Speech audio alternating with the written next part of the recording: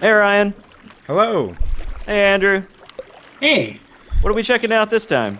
We are playing the game Lemma. Okay.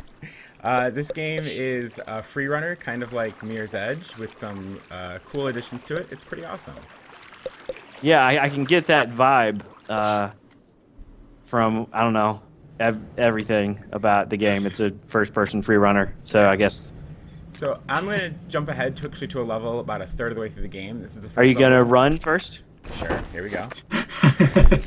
Seems like you need to run to get the momentum Run, before you jump yeah. ahead. So this level is the first one where after you kind of start to unlock a lot of the cool abilities already in the game. And so the entire game's kind of played... Oh, first jump and I miss. Awesome.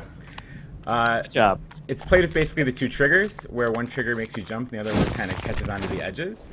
Okay, so it's like the face buttons do nothing? Or Basically not. You've got your two thumbs on the sticks and you've got your fingers on the triggers the whole time. what did you do? Yeah. You made Yeah. a platform. So that is the cool twist to this Lemma game. So whenever you run, you can kind of roll off of edges and actually make new parts of the world. And if I go up to this wall, I can wall run, and as I wall run, I can make new parts of the world. Huh. Ooh, Okay. that's pretty cool. Yeah. It adds a whole new dimension to it. It's really cool. Yeah, Huh. that's actually you just sold me on this game. I wanna Yeah, play I this mean, game. it's something where like I've been really good at running through 3D environments for a while, and I Yeah. have to think about it in a new way with this game, which is cool.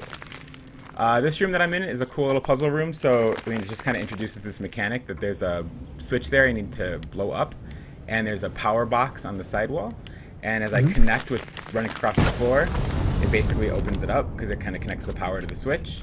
So they're kind of introducing that mechanic for use later in the game. Were you a little close there? Yeah, Should you have connected it in the opposite direction? yeah, that would have been better. So Because you can die. since we mentioned Mirror's Edge, do you? I assume you have experience with that game, I Ryan? do. I love that game. Yeah, Yeah, I'm very excited for a was- second Mirror's Edge. I am too, and I wasn't even like I thought Mirror's Edge 1 was a good game when it was outdoors. Yes. Once you kind of restricted your movement a little bit and made it, I don't know, made it kind of made it less about free running, even if it was kind of technically free running, and more about just navigating small environments. Yes. Especially in the second half of the game, that really bogged it down for me.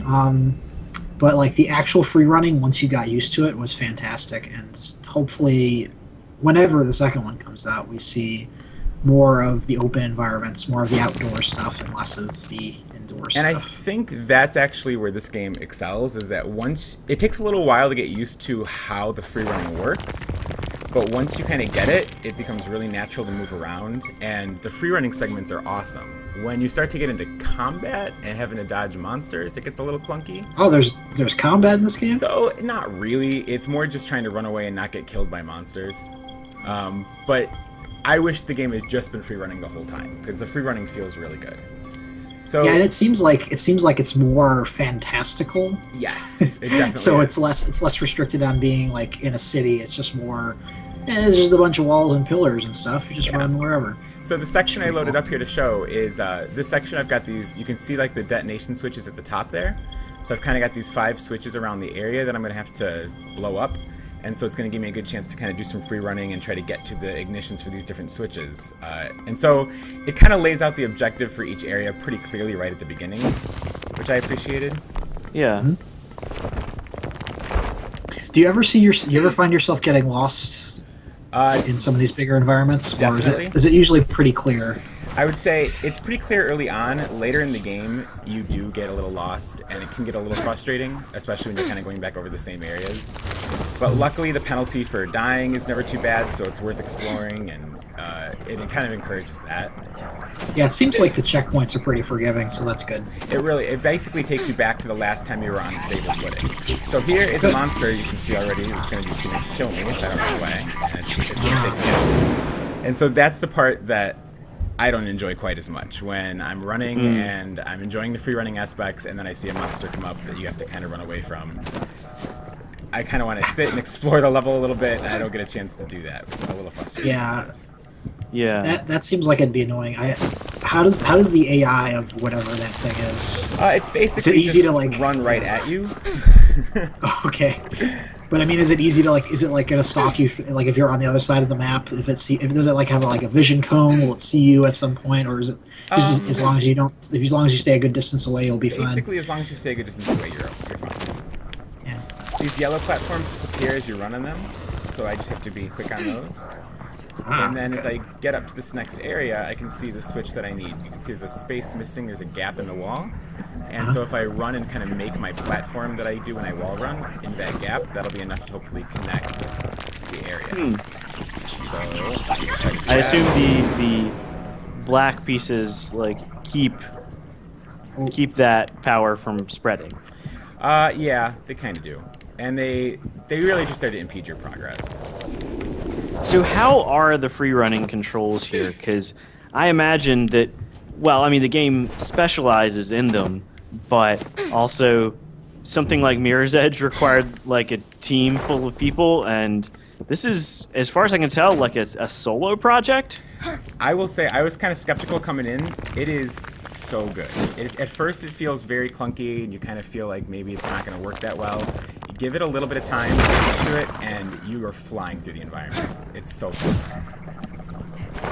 Yeah, I think any game like this where you have large environments and the ability to get through them quickly, no matter how you do it, it's always going to be a recipe for success if it's handled well. Yeah.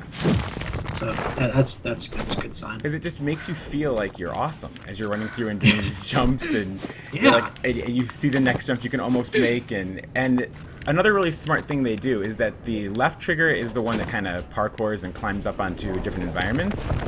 When you press it, if you're not close, the game slows down into slow motion, so you can watch yourself almost make that jump. Yeah, I noticed that. And it actually, It's like a golf game. a little bit. And it actually is pretty cool because it kind of, you see how close you were, and so when it resets you at that last jump, you try again. It gives you that motivation that you were so close, you're right there. So I'm almost to the next switch. If I can try to ignite that one. Yeah, are most of these levels like this? Like, are they like puzzle solving through free running? Do you ever just get to kind of like take off like in a direction real fast? So the main story kind of alternates back and forth. I would say most of the levels are these kind of exploration puzzle type things, but there's a whole other mode to this called the challenge levels, where they are just beat them as fast as you can. Okay. And those are also pretty fun, but the thing I'm most excited about, there's only 5 challenge levels, I think, included with the game, but the game also has a full level editor, which is insane. Super powerful, and I think once they open that up to users on Steam, and you can just go download more levels from Steam, it'll be awesome. That does seem pretty cool. When you open the level editor, it's one of those that I was pretty intimidated by because of how deep it is. It's not super user intuitive, because it looks like it was the same tools used to actually create the game. Huh. So, in terms of this is kind of a broad topic, but Ryan, are you the kind of person who likes to make levels in games just in general, or are you someone who just enjoys seeing what other people make? You know, I do enjoy kind of playing with the creation tools a little bit. When it gets to be really complicated, sometimes I'll get a little turned off unless I'm really into that game. But I'm someone that, if the creation tools are there, I will kind of dive in and try them out. I like to say that's true of myself as well, except I get like 10 minutes into something, and I'm like, well, that's fine, and then I just go and play everyone else's levels. Which, you know, that's good too. It's just I'm just like, okay, this time this is gonna be it, and I'm saying that about Mario Maker when it's coming out. I'm like, yep, I'm gonna make a bunch of Mario levels. It's gonna be great, and it's probably gonna be maybe like a day of doing that, and then like the rest of my time with that game will just be seeing what everyone else makes. Exactly. So that's usually how it goes for me. I need to get a little inspiration. Let me try one level or two and see what other people are doing, and then I just start doing that. And I do think that when, like, it's not necessarily a great thing for a level editor to be particularly robust if, like, I'm gonna make something out of it, you know? Like, I appreciate, like, the depth of something like the Little Big Planet editor because I get to go see what people make. But with something like, I think Mario Maker, in particular, and there are games that have editors like that, but if they're simple, if they're, like, easy enough to use, then I make a lot of stuff, you know? Yeah. I think that game will especially be pretty fun with the fact that it's all touchscreen based and it's just kind of drag and drop. And Yeah. And with a game like this, like if you're just like making environments, And so again, like I appreciate like, oh look, you can make conditionals and you can do some sort of programming tricks. Like I appreciate that for the ability for other people to make me levels. But like if Yeah. it's just like here, now you're gonna have this, this environment here. Like I imagine making levels like this would be very similar to something like making Portal levels and things like that. yeah, Where it's just you just build the things and then you make sure it's doable. I mean, I will say the Little Big Planet comparison is kind of interesting because that's another deep level creator. That one is a lot more friendly, I think, just as how they present the tools. Whereas the level editor for this one, I mean, you are literally dragging out brushes and changing the sizes of them and different texture packs and things like that. It's very technical. Yeah. It feels like a developer tool. And again, I imagine it is. Yeah. So, out of curiosity, how far into this are you right now? I am right near the end. Oh, okay. Do we get to see like I guess what's about how long is it, and also like how does that compared to the variety in the game? Like is it a nice variety of like different types of puzzles? So the environments get very different. The puzzles do definitely vary it up. Where this one you can see I'm trying to destroy these 5 pillars. There's other puzzles where I'll have to find switches and light different lights, and puzzles where I'll have to try to, like, those blue energy tiles, I'll have to connect an energy block all the way across the map somehow by making my own platforms as well as while running around. And so it does vary the puzzle types quite a bit. The end becomes a huge maze kind of exploration area, and that is a little bit more cumbersome, I think, but it doesn't keep the same motif to it. It's kind of nice. Okay, that's good. And is there larger variety in terms of the enemies as well, or is it just kind of the same?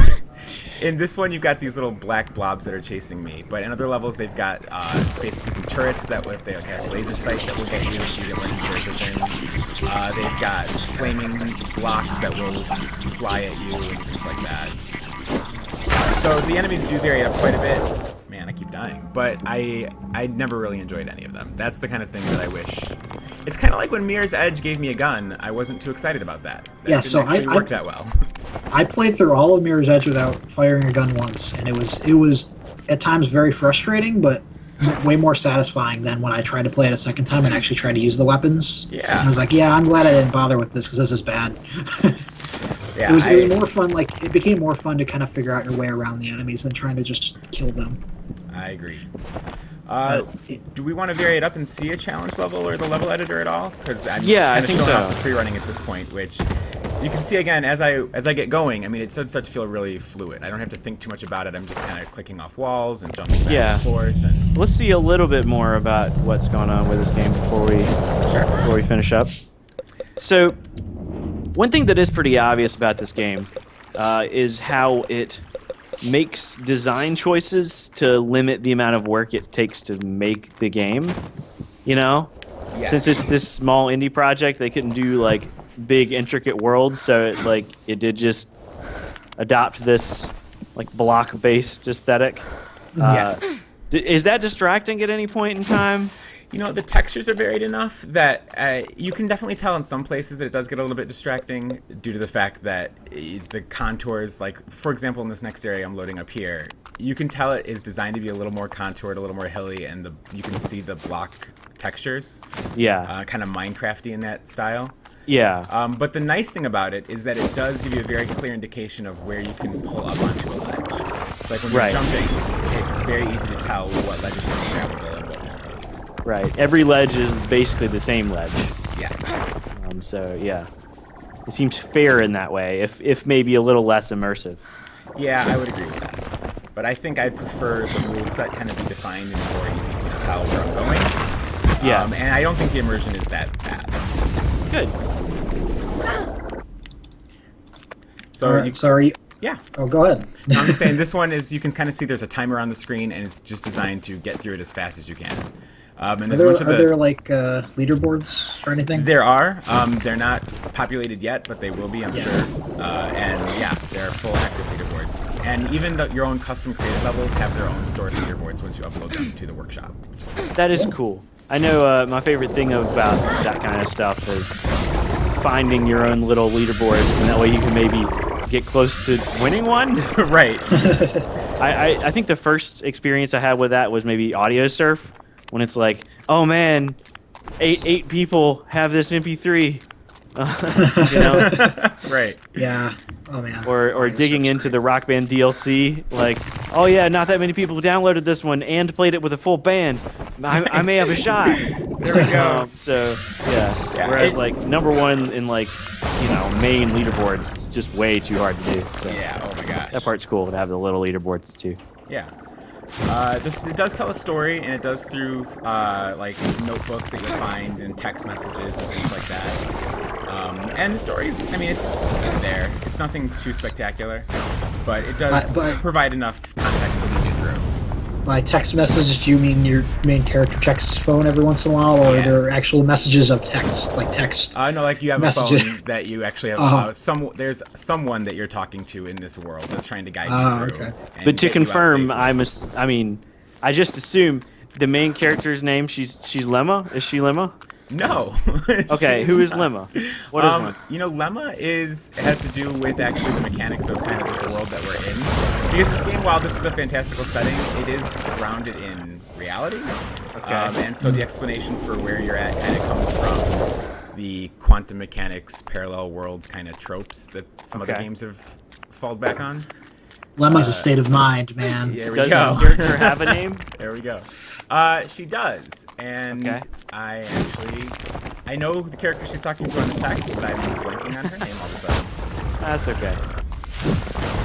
So you can see these guys It's, are the it's turrets. Emma. It's Emma. There we go. It's La Emma. Little She's French. Emma. Little Emma. Nice. I'll also real quick back out, and I'll just give you a quick taste of the level editor so you can see what that's like. Just because it'd be Yeah. interesting, I think, to see. So I'll Be a good thing to create- finish up with. Yeah. So I'll create a new level here. We'll call it just, you know, Snack Bar Games. Oh yeah, get that branding. And so Get it. you can set different entities into the world, and you can create, you know, different shapes and patterns. And so if I go in and decide that I want to, you know, add different rocks, and I can add Oh wow. Yeah, this is shapes pretty and- crazy. It's fairly intense, I would say, and it lets you kind of navigate around and kind of in real 3D space place all these different objects that you see. So it does go pretty in depth with the Okay. level editor.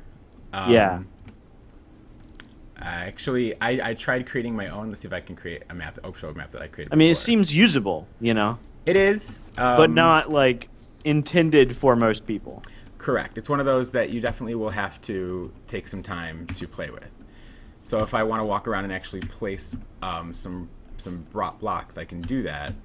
It's just one of those that like I can move around the world, and I can place, you know, this block at different locations, and, you know, drag this brush out and things like that. So it's definitely usable. It's definitely something that if you have a clear vision of what you want your level to be in mind, you'll be able to make it happen. But Yeah. unlike something like Little Big Planet, where they kind of lead you along and set you up and kind of give you ideas, and you can have something cool up and running pretty quickly, this one will take you a while to actually get something, I think, that does what you want it to do. Yeah, it seems interesting enough, though. Yeah. It'll be it'll be very interesting to see what happens when people start getting a hold of it in public and really doing some crazy stuff with it. I imagine there will be agree. some ludicrous videos, sort of in the way that, you know, people make those like Trackmania tracks where the like you just don't turn and the car does crazy flips and stuff. Right. I imagine you could do a lot of interesting free running stuff with the level editor. Oh yeah, that's actually one of the things I'm most excited for when the game goes wider, and I hope it gains some traction because I want to see the kind of things people come up with, just because I want to run through them. Yeah. Well, cool. Yeah, it's kind of neat. Yeah. So that's Lemma. It is. Thanks for showing it to us, Ryan. Not a problem. It's a very cool game. It's definitely something different, something that I haven't seen before in a lot of other games.